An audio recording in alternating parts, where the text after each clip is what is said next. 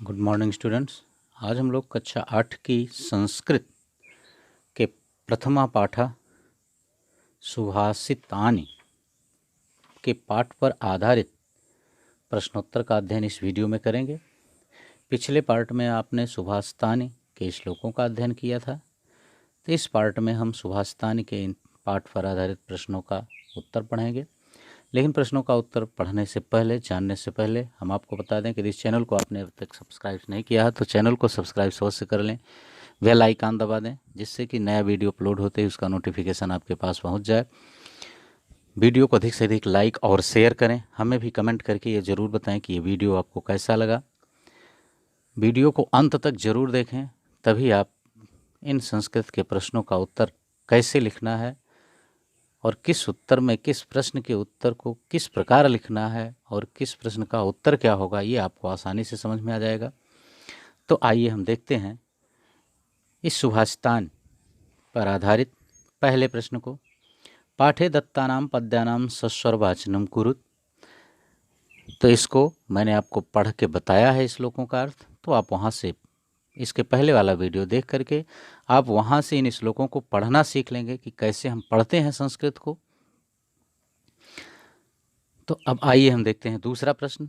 दूसरा प्रश्न कह रहा है श्लोकांशेषु रिक्त स्थानानि पूरयेत्। श्लोकांशेषु, अगर इसका विच्छेद करेंगे तो हो जाएगा श्लोकांश अंशेषु रिक्त स्थानानि पूरयेत्। श्लोक के अंशों से रिक्त स्थानों की पूर्ति कीजिए।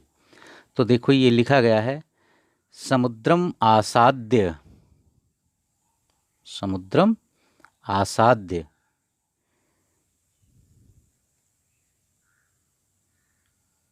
एक मिनट, ये ऊपर से आ जा रहा है, थोड़ा नीचे कर लेते हैं इसको। देखते हैं समुद्रम आसाद्य, तो इसमें का में हम क्या भरेंगे, ये हो जाएगा भवन्ति अपेया। का में हम भर देंगे भवन्ति, भवन्ति पेया, भवन्ति पेया, ये का में हम फिल कर देंगे। ओके। खा कह रहा है वचः मधुर सूक्तरसम सृजन्ति। वचः मधुर सूक्तरसम सृजन्ति। तो वचः यानी खा में हम भर देंगे श्रुत्वा, क्योंकि जो संत हैं वो महादुष्टों और सज्जनों दोनों के वचनों को सुनकर सुंदर सूक्ति रसों का निर्माण करते हैं। तो खा में भरा जाएगा श्रुत्वा। ओके। तो हमें उम्मीद है कि अब आप इसको यहाँ से देख कर के इस तरह से लिखते रहेंगे। अब आइए हम गा में देखते हैं। गा कह रहा है तद भागधेयम डाट डाट पशु नाम। तद भागधेयम, तो यहाँ गा में भरा जाएगा परमम। तद भागधेयम परमम पशु नाम।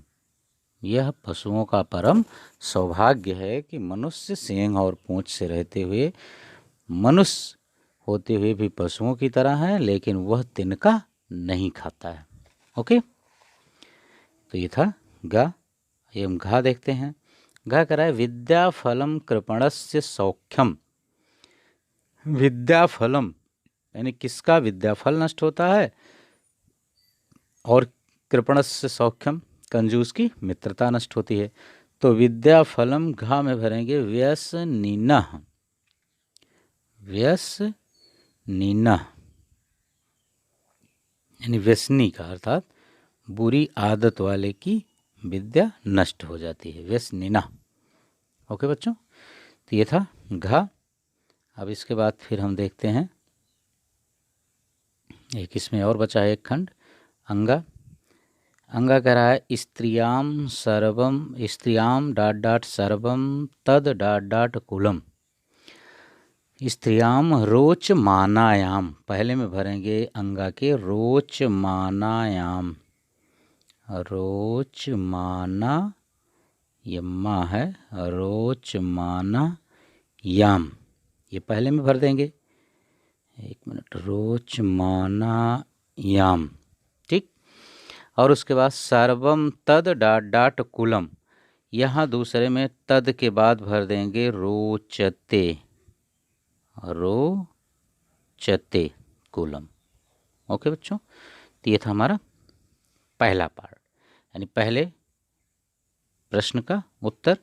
अब हम इसमें से ये पहले प्रश्न को लिखने में, उसके उत्तर को लिखने में हमें उम्मीद है कि आपको कोई परेशानी नहीं होगी, आप इसका उत्तर आसानी से लिख लेंगे। अब आइए हम देखते हैं इस दूसरे प्रश्न, अर्थात जो आपके पाठ में तीसरे नंबर पर, इस प्रश्न के उत्तर को। ये कह रहा है, एक मिनट थोड़ा सा नीचे कर लेते हैं। हाँ, ये कह रहा है प्रश्न नाम उत्तराणि एक पदेन लिखत। एक पद में प्रश्नों के उत्तर आपको देने हैं, तो एक पद में हमें कैसे देना है, तो हम सबसे पहले एक पद में देने के लिए सबसे सरल जो तरीका है उसको हम देख लेते हैं कि कौन उस लाइन में कौन सा शब्द प्रश्नवाचक है, ठीक ना। जैसे देखिए यहाँ का है, तीसरे का व्यसनिनः किम नश्यति, व्यसनी का अर्थात बुरी आदत वाले का किम नश्यति, क्या नष्ट हो जाता है, तो हमें मिल रहा है प्रश्नवाचक शब्द किम, ठीक ना। किम माने क्या, तो अभी ऊपर आपने पढ़ा विद्याफलम व्यसनिनः, फिल करने वालों को भरा है घा में, ठीक ना। तो यहाँ व्यसनिनः किम नश्यति, तो व्यसनिनः इसका उत्तर हम सीधा लिख देंगे विद्याफलम, विद्याफलम। ओके, तो ये था हमारा तीसरे का। तीसरे का खा देखते हैं, कस्याम रोचमानायाम सर्वम कुलम रोचते। तो यहाँ देखते हैं, यहाँ हमारा प्रश्नवाचक शब्द है कस्याम, यानी किसके, ठीक है। कस्याम माने किसके, प्रसन्न होने से हमारा पूरा कुल रुचिकर हो जाता है या प्रसन्न हो जाता है, तो कस्याम की जगह हो जाएगा स्त्रियाम, स्त्रियाम, कस्याम, इसका उत्तर हो जाएगा, ओके एक मिनट, स्त्रियाम, ठीक। ये था तीसरे का और खा। अब आइए हम देखते हैं इसके आगे के प्रश्नों को। तीसरे का गा देखते हैं। तीसरे के गा में हम देखते हैं, तीसरे का गा जो कह रहा है, तीसरे का गा कह रहा है कस्य यशः नश्यति, यानी कस्य माने किसका, यशः माने यश, नस्ति माने नष्ट हो जाता है, किसका यश नष्ट हो जाता है। तो ये गा में हम लेंगे, यहाँ प्रश्नवाचक शब्द जो है वह कस्य है, तो कस्य माने किसका, तो यहाँ हो जाएगा लुब्धस्य, इसका उत्तर हो जाएगा लुब्धस्य। ओके, ये इस प्रश्न का तीसरे के गा का उत्तर है लुब्धस्य। अब आइए हम तीसरे का घा देखते हैं, मधुमक्षिका किम जनयति, मधुमक्षिका किम जनयति, मधुमक्षिका किम जनयति, किम यहाँ प्रश्नवाचक शब्द है, तो मधुमक्षिका जो है यानी मधुमक्खी जो है वह क्या उत्पन्न करती है या क्या बनाती है, ठीक है ना। तो माधुर्यम एव, घा में लिख देंगे माधुर्यम एव, माधुर्य मेव, ये माँ है तो हो जाएगा माधुर्य मेव। अर्थात आपने पढ़ा था हिंदी अनुवाद में कि मधुमक्खी जो है वो कड़वा और मीठा सभी फलों के रसों को लेती है, लेकिन अंत में वो बनाती क्या है, केवल मधुरता अर्थात मीठे रस को ही बनाती है, जबकि उसमें समाहित होते हैं कड़वे और मीठे दोनों रस, ठीक।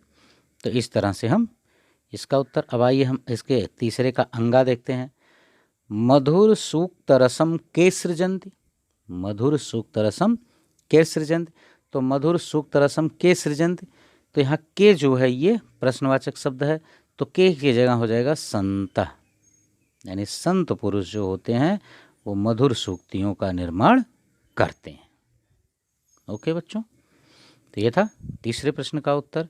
अब आइए हम इसमें देखते हैं इसके आगे चौथे प्रश्न को। देखिए चौथा प्रश्न कह रहा है, अधोलिखित तद्भव शब्दानां कृते पाठात चित्वा संस्कृत पदानि लिखत, यानी निम्नलिखित तद्भव शब्दों के लिए पाठ में चुन करके इनके लिए संस्कृत शब्द आपको चुन करके लिखना है। तो संस्कृत शब्द, जैसे पहला शब्द क्या है, कड़वा, जैसे इसमें एग्जाम्पल दिया है कंजूस का कृपण दिया है, वैसे कड़वा, कड़वा का आप यहाँ लिखेंगे कटुकम, ठीक ना, कटुकम। ओके, यहाँ ऊपर बिंदी लगाएंगे, कट टू कम। ठीक। दूसरा शब्द है पूंछ, पुच्छ विषाणहीना, आपने पढ़ा है तो इसमें लिख देंगे पुच्छ। ठीक।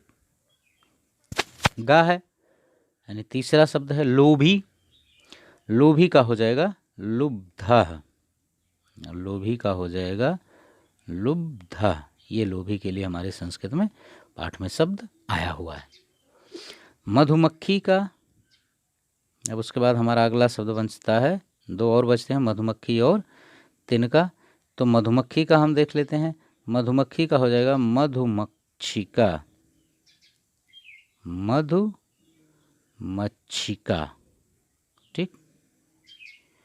और फिर तिनका का हो जाएगा तृणम, तृणम न खादति। ठीक ना, तृणम हो जाएगा। ये था हमारा चौथा प्रश्न। ओके बच्चों, ये चौथा प्रश्न भी हमारा पूरा हुआ।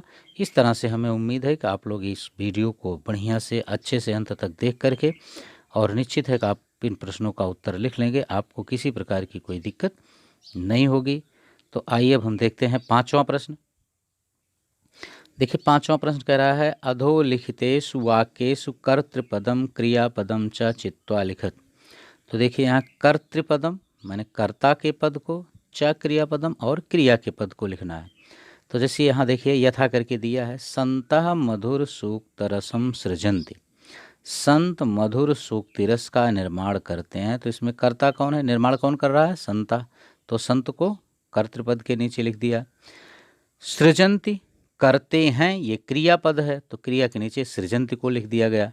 ठीक है बच्चों, तो इसी तरह से इन दिए गए एग्जाम्पलों में से आपको भी कर्ता क्या है और क्रिया क्या है यह चुन करके आपको भी लिखना होगा इसमें से।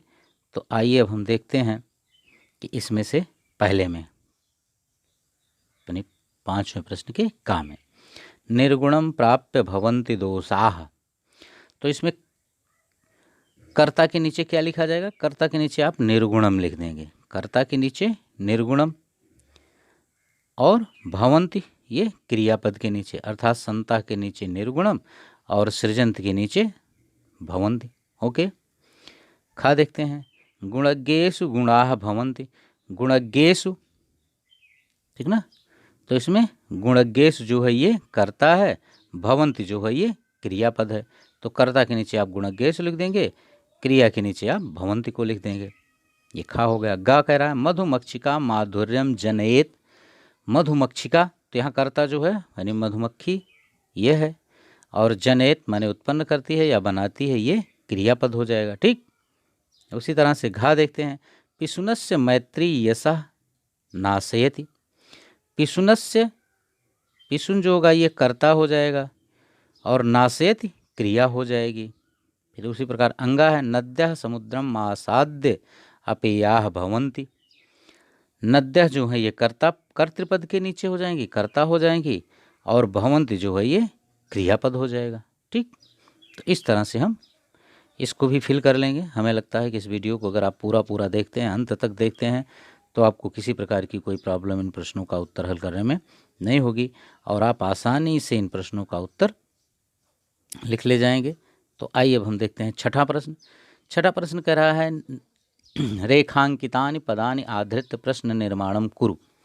देखिए यहाँ जैसे छठे के का में रेखांकित किया गया, रेखांकितानि पदानि आधृत, अर्थात रेखांकित पदों को देख करके या आधार बनाकर प्रश्न निर्माणम कुरु, प्रश्न का निर्माण आपको करना है।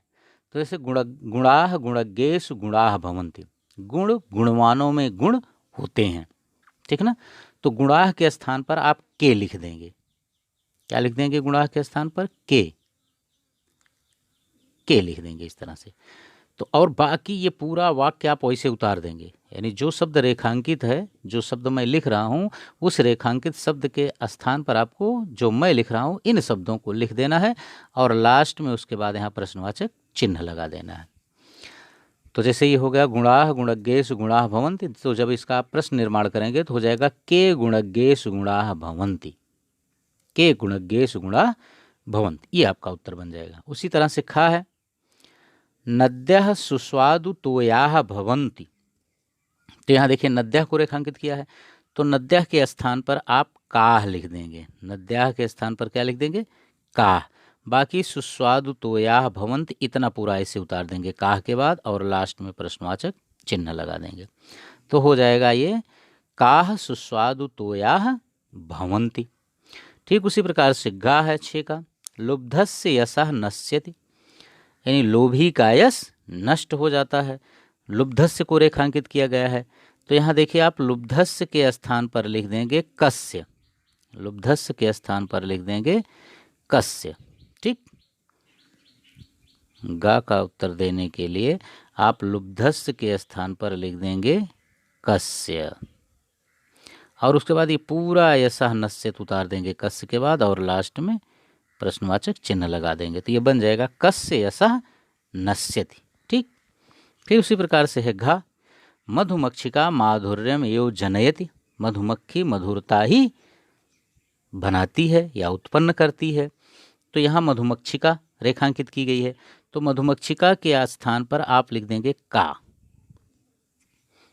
और बाकी ये माधुर्यम एव जनयति का के बाद उतार करके लास्ट में प्रश्नवाचक चिन्ह लगा देंगे। तो आपका उत्तर बन जाएगा का माधुर्यम एव जनयति। ठीक है ना। फिर उसके बाद अंगा है, महतां प्रकृति सुस्थिरा भवति, महतां प्रकृति सुस्थिरा भवति।